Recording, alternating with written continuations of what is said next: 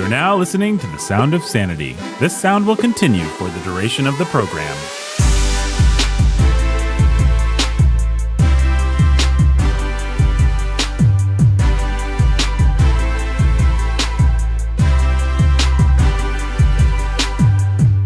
Hello, welcome to Sound of Sanity. I'm Nathan. I'm your humble and obedient host. We've got Jake, the pastor who's a master of sanity, right there in his house. Hey, Jake. What's up? I'm going to need you to introduce the third guy. It's Ben. Hi, Ben. Hey, Ben. You're the preacher who's the teacher of sanity, aren't you? I am. Yeah. Well, it's true. We've got the pastor, we've got the preacher, we've got the host.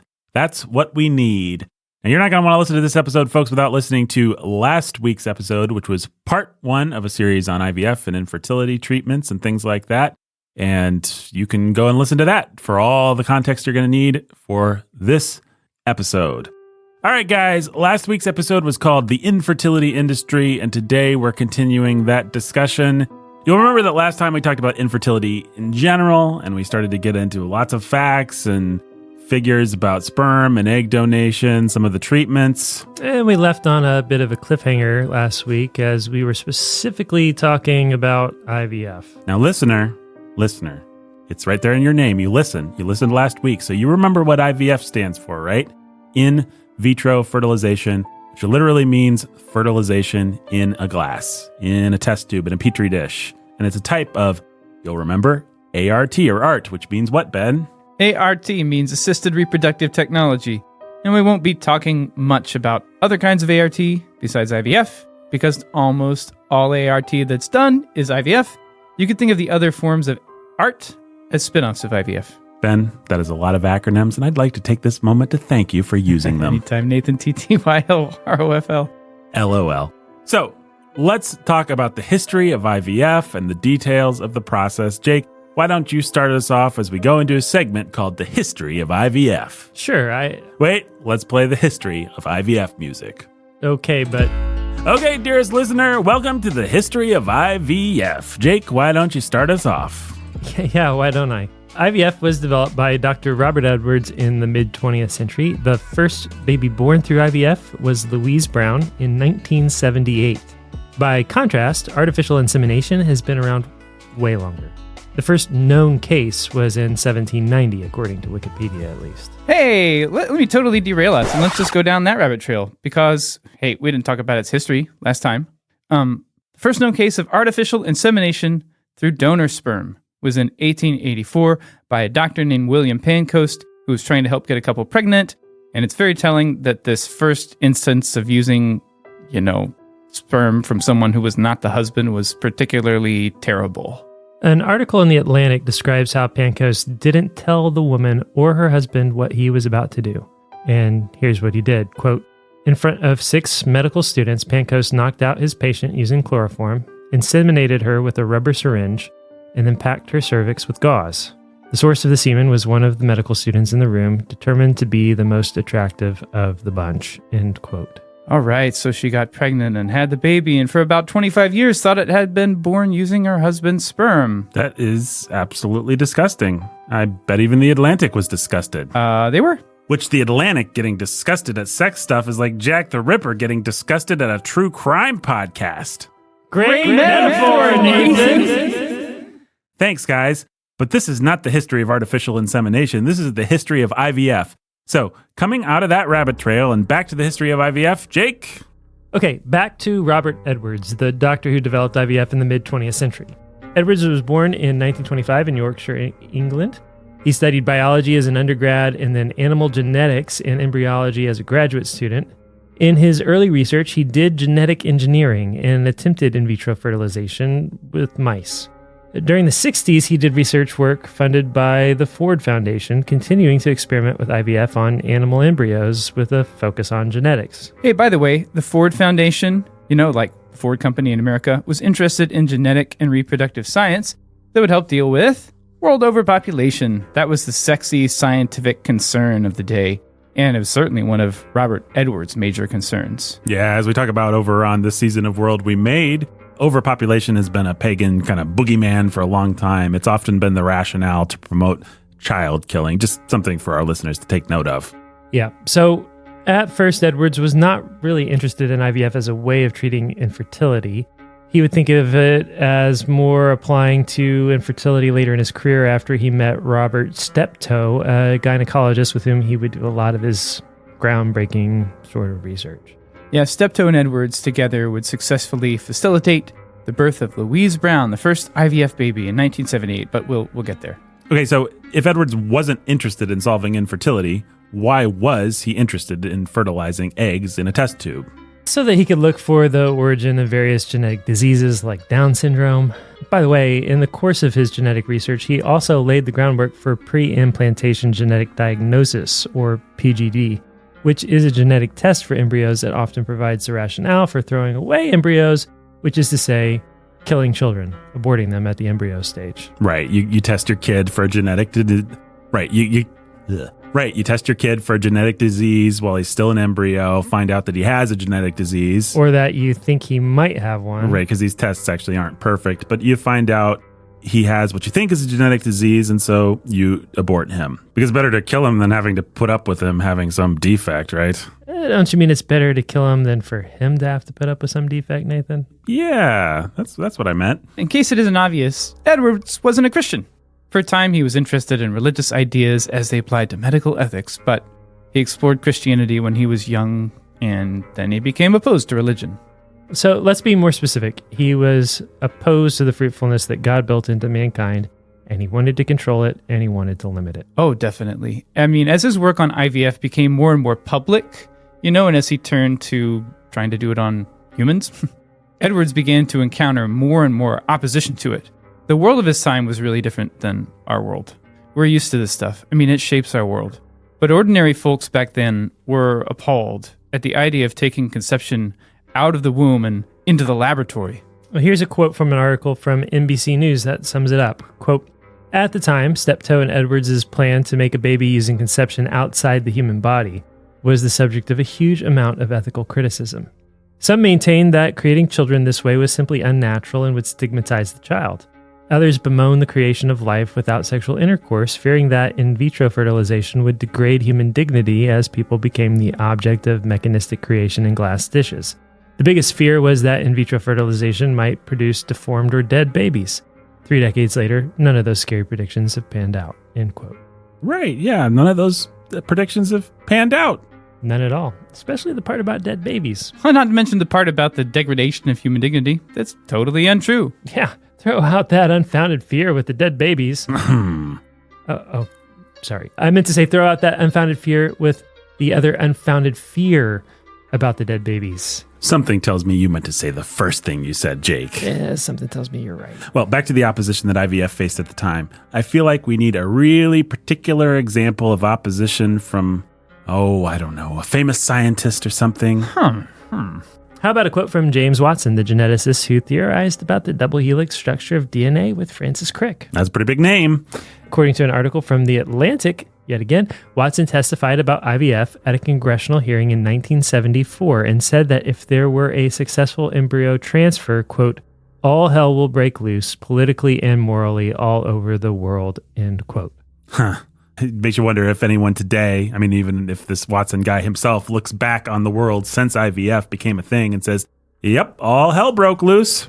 I think most people don't, unless they're Roman Catholics. I don't know what Watson would say now. Well, listener, you decide. Did all hell break loose? Was Watson correct? We're going to get to the part where we tell you what we think and you can decide what you think. But we can't emphasize enough how much times have changed, even since the 60s and 70s when this stuff was coming into vogue. There are pundits and even fellow scientists on record at that time as saying babies grown in vitro would be monsters. People weren't looking at this as a wonderful medical breakthrough. They were afraid it was a chapter out of Frankenstein, right? Yeah, there was a sense in the public square that all this stuff just amounted to playing God, which was a correct sense. Now Ben's told us what he thinks. Yep, now you know, but in the larger scientific community at the time, hey, you might not be surprised to find that playing God was not their main concern. You know, I might not be surprised. What was the main concern among scientists? The main concern was that IVF amounted to human experimentation. So they were worried for all the embryonic babies? No, not so much. Scientists were concerned about the women whose eggs would be surgically extracted and into whose wombs these fertilized eggs would then be transferred. This is what came up when the Medical Research Council, it's a government organization in the UK that funds medical research, when they denied Robert Edwards' request for funding in the 70s.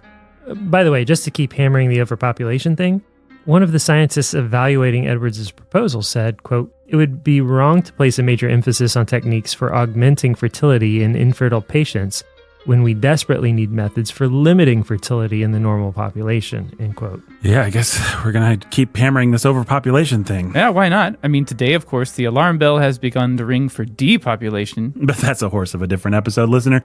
I just want to say that the overpopulation issue helps explain why genetic testing was so important to Edwards. And it explains why he was a trustee of Britain's Eugenics Society. Oh boy. Hey, sounds like the right rabbit hole to go down for a minute. We're going to stop the Edwards story again? Well, just for a second to connect some dots. All right, connect some dots. Well, okay, so we want to connect the dots of overpopulation, genetic testing, and eugenics. All right, Ben, I exist to connect dots such as those. Okay, everybody, keep the History of Ivf story tab open, but open another tab on eugenics. I guess we all know what eugenics is, but why don't you give us a working definition real quick, Ben? Sure.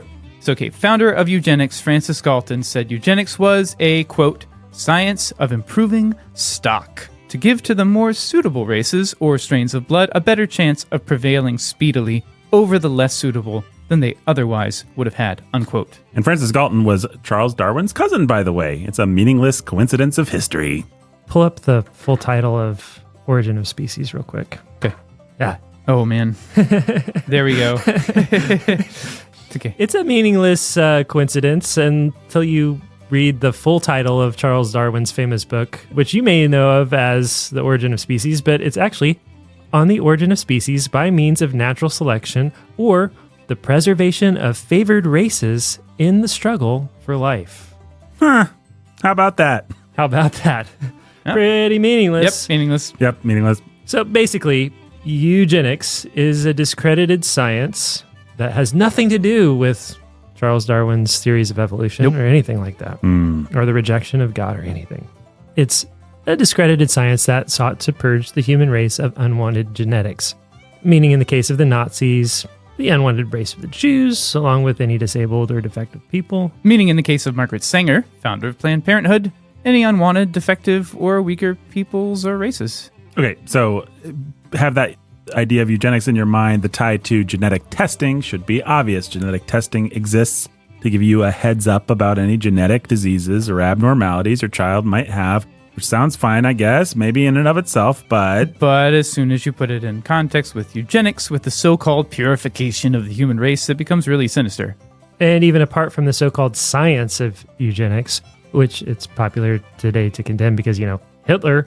The problem, as we alluded to earlier, is that genetic testing is still used to determine whether or not your child should be allowed to live. For instance, genetic testing was already beginning to be used to abort fetuses with Down syndrome in the early 60s. And that's something we'll come back to in a later episode in this series. Right. So now with PGD, pre-implantation genetic diagnosis, these embryos created through in vitro fertilization could be screened and then killed, destroyed, if they were thought to have a genetic abnormality. In 1999, Robert Edwards, as an older man, was commenting on the role of PGD. Pre-implantation genetic diagnosis. Yeah, you're getting it. Hey, but also, why don't I throw you a curveball, Nathan? It's also called PGT, which stands for Pre-Implantation Genetic Testing. So many acronyms, no fair. Nope. Anyway, Robert Edwards was commenting on PGT, PGD, whatever, in a 1999 interview with the London Sunday Times, and he said, quote, "Soon it will be a sin of parents to have a child that carries the heavy burden of genetic disease. We are entering a world where we have to consider the quality of our children," unquote. Wow, it's almost like eugenics never really died and went away. That's because it didn't. The Eugenics Society in Britain just renamed itself in the mid-90s to the Galton Institute after the founder of eugenics, and now it's been renamed again to the Adelphi Genetics Forum, and they have a little blurb at the bottom of their site repudiating the bad things that eugenics stood for. Well, if they're doing that, they must repudiate Edwards saying it's a sin of parents to have a child that carries the heavy burden of genetic disease, right? It's funny, but I highly doubt they repudiate that. It doesn't matter what they say they repudiate. It's no different than when Planned Parenthood disavowed Margaret Sanger. All this stuff, all this messing with human genetics is fundamentally religious. Whether you call it eugenics or a genetics forum, it's playing God. And they're not going to stop playing God. Right. And it's no accident that Robert Edwards, who played God in the laboratory, was talking about genetic sin. Dealing with sex, children, and the future of the race of mankind is the stuff of religion. So, of course, this particular genetic religion has its own version of original sin, which in this case is the sin of genetic deformity. And as with any religion, there's a whole lot of bloodshed involved to deal with that sin. We'll get to more of the bloodshed as we go. But yeah, weren't you connecting some dots about overpopulation, Nathan? Oh, I love to connect dots. All right, here's some final dot connection. If you're concerned about overpopulation, which eugenics always was, and if you're going to limit births, you want only the most genetically healthy babies to come to term. Why waste your time with deficient children? Or children who aren't male, if you want a boy. Or children who aren't female, if you want a girl. Jake, you don't think sex-selective embryo abortion is really a thing in today's modern world, do you? Okay, I was being sarcastic. It's definitely a thing. It's definitely a thing. Guys, we got to close this tab. We got to close this tab and reopen the History of Ivf tab. Okay, wait. But before we do, what if there's good reason for choosing only the females and not the males? A good reason? Yeah, like Robert Edwards said in a 1971 article he wrote with a lawyer named David Sharp. I'm sure what he said was very compelling. Oh, it was, Jake. He said, quote, "The eugenic reason for sexing is that many genetic disorders are sex-linked, hence they usually occur in males," quote unquote. There's a eugenic reason. I hadn't realized that. Thanks for enlightening me. By the way, sexing means choosing which lab-created embryo gets a chance to live based on their sex. Yeah. A moment later, Edwards talks about abortion laws, and he notes that, quote, "Male fetuses thought to have sex-linked disorders can apparently be legally aborted under British statute," unquote. And then he talks about how destroying a blastocyst... Blastocyst is an embryo stage of development. It's what you call an embryo around the 5th or 6th day. Right. So Edwards brings up that abortion law to say that destroying a defective blastocyst also is a good and right thing. Because, quote, "The opportunity to give the mother a healthy embryo seems fundamentally humane," unquote. Ooh, fundamentally humane. All right. So under the cover of concern for the mother, he wants to kill the children. That's the exact same as the abortion industry. You know, the more we talk about it, the more I just sort of feel like the IVF industry is just another facet of the abortion industry. The message of both comes down to this. This is your world. This is your body. This is your genetic property, and you are God. Yeah, create those little embryos until you have what you want. Dispose of the rest. Leave them frozen. Donate them. It's your world. But of course, that is a lie. This is God's world. It's not your world, Robert Edwards. It's not your world, scientists. It's not your world, parents. These children aren't your property to be created or destroyed at your pleasure. Again, we know that some of our listeners have participated in IVF. We know that many, many Christians have participated in IVF and would defend it and would say that we're lumping together issues we ought to judge separately. We will deal with those arguments later. For now, we're just being blunt, kind of showing some of our cards at last. Alrighty, can we please now close the eugenics tab? Sure. And let's go back to the History of Ivf tab. Open that one up.